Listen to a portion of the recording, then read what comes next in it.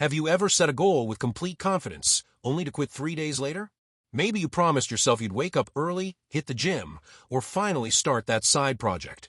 And for a brief moment, you actually believed this time would be different. But it wasn't. And now you're wondering what's wrong with you.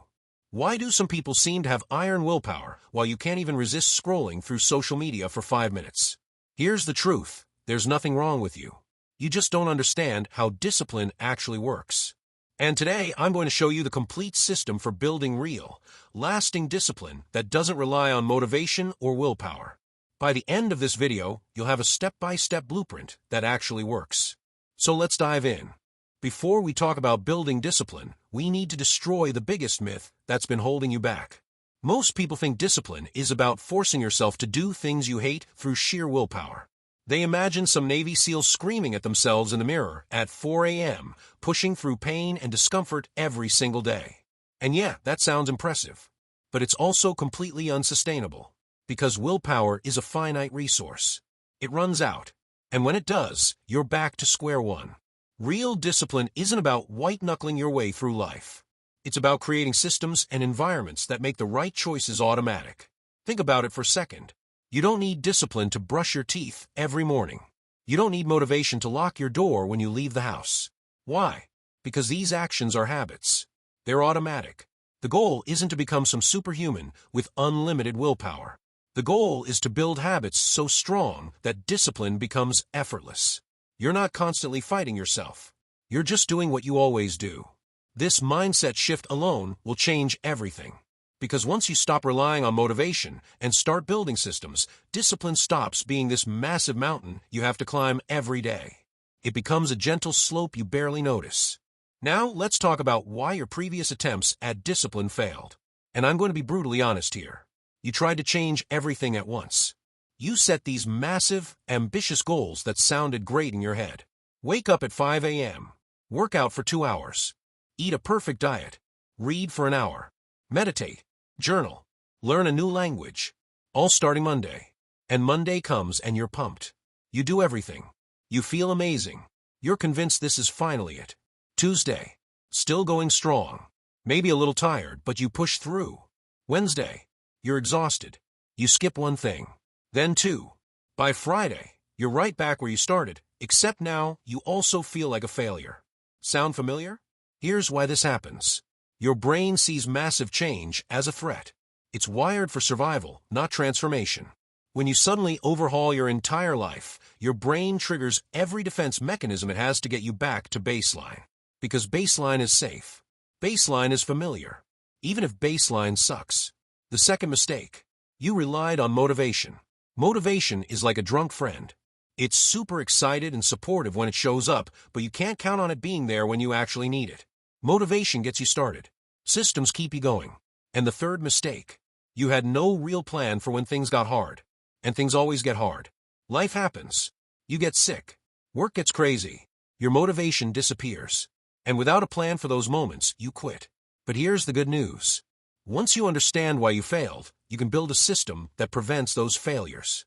This is the most important section of this entire video. If you only remember one thing, remember this. Start stupidly small. I'm talking so small it feels embarrassing. So small you think it can't possibly make a difference. Want to build a reading habit?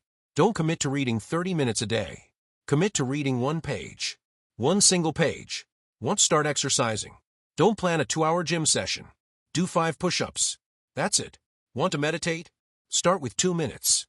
Want to eat healthier? Add 1 vegetable to 1 meal. I know what you're thinking.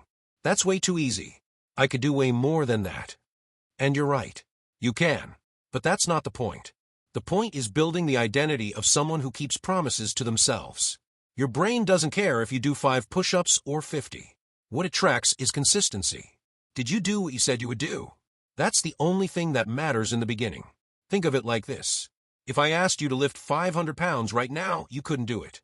But if I asked you to lift 5 pounds every day and slowly increase the weight over months, eventually you'd get there. Discipline works the same way. Starting small does something else that's crucial. It removes the excuse of not having enough time or energy. You can't tell yourself you're too tired to read 1 page. You can't say you don't have time for 5 push-ups. Starting small removes every possible excuse. And here's what happens. You start with 1 page, but most days you read 5 or 10 because you're already there. You start with 5 push-ups, but you end up doing 20 because it's easy. The small commitment gets you started, and momentum carries you further. But even on your worst days, when you're exhausted and stressed and everything hurts, you can still do the minimum. And doing the minimum maintains your streak, maintains your identity, and keeps you in the game. Now let's talk about something most people completely ignore: friction. Every behavior has friction. Friction is the effort required to start something. And here's the key insight: humans are lazy. We're wired to conserve energy. So we naturally gravitate toward low-friction activities. Scrolling social media? Almost zero friction. You can do it lying down, half asleep, while watching TV. Going to the gym? High friction. You have to change clothes, pack a bag, drive there, work hard, shower, drive back. If you want to build discipline, you need to become obsessed with manipulating friction. Make good habits low friction. Make bad habits high friction. Let me give you some examples. Want to go to the gym in the morning? Sleep in your workout clothes. Put your shoes next to your bed. Have your gym bag packed by the door. When you wake up, there's nothing to think about. You just go. Want to eat healthier? Don't keep junk food in your house. Seriously, just don't buy it. If you have to get dressed and drive to the store to get ice cream, you probably won't do it. But if it's sitting in your freezer calling your name at 10 p.m., you will. Want to read more? Put your phone in a different room at night.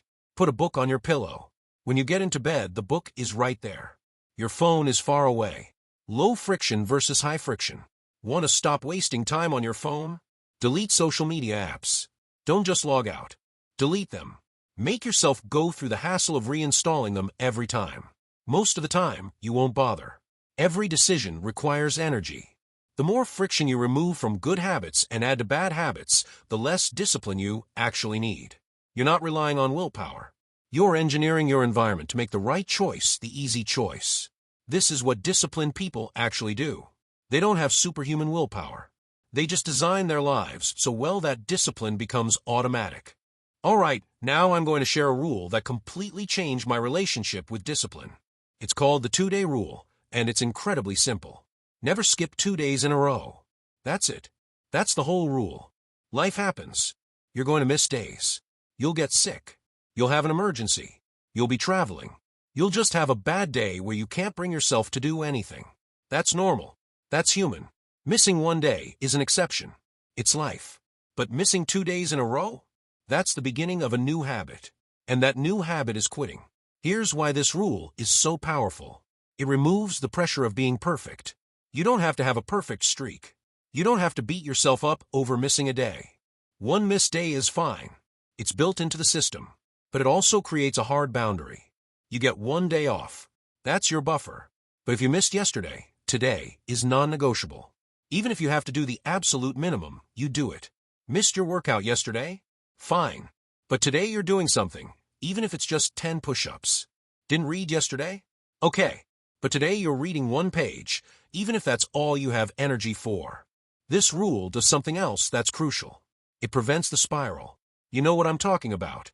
You miss 1 day, feel bad about it, and then that bad feeling makes you miss the next day, and suddenly it's been 2 weeks and you've completely given up. The 2-day rule stops the spiral before it starts. It gives you permission to be imperfect while keeping you consistent. And consistency is everything. Here's what I want you to understand. Discipline isn't built through perfect streaks. It's built through coming back. It's built through showing up on the hard days. It's built through refusing to let 1 bad day become 2. The 2-day rule is your safety net. It catches you before you fall too far. Now let's talk about tracking. Because what gets measured gets managed. Get a calendar. A physical calendar you can hang on your wall. And get a big marker. Every day you complete your habit, mark a big X on that day. Your only job is to not break the chain. This is stupid simple, but it's incredibly powerful for 2 reasons. First, it gives you a visual representation of your discipline. You can see your progress. You can see that chain of X's growing longer and longer. And that creates momentum. Each X makes the next one easier because you don't want to break the chain. There's something deeply satisfying about seeing a long streak. It becomes a source of pride. You start protecting it. Even on days when you don't want to do your habit, you look at that chain and think, I'm not breaking this today. Second, it removes all ambiguity and excuses. You either did it or you didn't. There's no rationalizing. There's no, well, I kinda did it, or I'll do extra tomorrow. The calendar doesn't care about your excuses. It's just an X or an empty space. This clarity is essential for building discipline. Your brain can't negotiate with an empty space on a calendar. Here's a pro tip. Put your calendar somewhere you'll see it every day. The bathroom mirror, the fridge, next to your bed. Make it impossible to ignore. And if you break your streak, don't beat yourself up. Just start a new one. The goal isn't a perfect streak. The goal is to have more X's than empty spaces over time. Some people like to use apps for this. That's fine if it works for you. But I personally prefer a physical calendar because it's always visible. An app can be ignored. A calendar on your wall stares at you every morning. Here's something most people get completely wrong. They set goals without understanding why they actually want them. They say they want to lose weight or build muscle or wake up early. But if you ask them why, they give surface-level answers. I want to look good. I should be healthier. Successful people wake up early. Those reasons are weak. They won't sustain you when things get hard. And things will get hard. You need to dig deeper. Way deeper. You need to find your deep why. The reason that makes you emotional. The reason that actually matters. Here's how you find it. Take your goal and ask yourself why you want it. Then take that answer and ask why again. Keep asking why until you hit something that makes you feel something real. Let's do an example. I want to lose weight. Why? So I can look better. Why do you want to look better? So I can feel more confident. Why do you want to feel more confident? So I can stop avoiding social situations and actually live my life. Why is that important? Because I'm tired of being invisible. I'm tired of playing small. I'm tired of letting fear control me. There it is. That's the deep why. Not, I want to look good. It's, I want to stop letting fear control my life. When you find your deep why, write it down. Put it somewhere you'll see it. Because there will be mornings when you don't want to get up. There will be days when quitting feels easier. And in those moments, you need to remember why you started. Your deep why is your anchor. It's what keeps you going when motivation disappears. It's what makes the discomfort worth it. And here's the thing. Your deep why is usually connected to your identity. It's not just about the action. It's about who you want to become. You don't just want to exercise. You want to become the kind of person who takes care of themselves. You don't just want to read. You want to become someone who's always growing and learning. When you connect discipline to identity, everything changes. Because you're not just doing things. You're becoming someone new. All right, we're almost done. But I need to tell you something that nobody wants to hear. Building discipline is uncomfortable. There's no way around it. There will be days when you don't want to do it. Days when every part of you screams to quit. Days when staying in bed sounds infinitely better than facing your commitments. And that's exactly when discipline matters most. Here's what separates disciplined people from everyone else. It's not that they don't feel resistance. They feel the same resistance you do. They just understand something crucial. Discomfort is not a sign that something's wrong.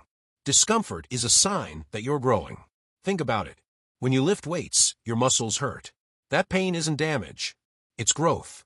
When you're building discipline, that resistance you feel isn't weakness. It's your old self fighting to stay comfortable. It's your brain trying to protect you from change. The difference between people who succeed and people who quit is how they interpret discomfort. Quitters see discomfort as a sign to stop. Winners see discomfort as confirmation they're on the right path. So here's what I want you to do. The next time you feel that resistance, that voice telling you to skip just this once, I want you to recognize it for what it is. It's not truth. It's not wisdom. It's just your brain trying to keep you comfortable. And then I want you to do it anyway. Not because it feels good, but because temporary discomfort is the price of permanent change. Because the version of you that you want to become lives on the other side of that discomfort. Every time you push through, you're building evidence for yourself. Evidence that you can be trusted. Evidence that you keep promises. Evidence that you're becoming someone new. And over time, that evidence becomes your identity. You stop being someone who tries to be disciplined. You become someone who is disciplined. And once that shift happens, everything gets easier. So let's bring this all together. Discipline isn't about motivation or willpower. It's about building systems that make the right choices automatic. Start stupidly small. So small you can't fail. Remove friction from good habits and add friction to bad habits. Never miss 2 days in a row. Track your progress visually. Understand your deep why. And embrace the discomfort as a sign of growth. This isn't complicated. But simple doesn't mean easy. You're going to face resistance. You're going to want to quit. And in those moments, I want you to remember this. The person you want to become is built through small, consistent actions every single day. You don't need to be motivated. You don't need to feel ready. You just need to start. Today. Right now. With one small step. Pick one habit. Make it ridiculously small. Do it today. Mark that X on your calendar. And then wake up tomorrow and do it again. That's it. That's the whole system. If this video helped you, hit that subscribe button and turn on notifications because I'm creating more content like this every week. Drop a comment and tell me what habit you're starting with. I read every single one. And remember, discipline is a skill. It's not something you have or don't have. It's something you build. One day, one choice, one X on a calendar at a time. Now stop watching YouTube and go take action. Your future self is counting on you.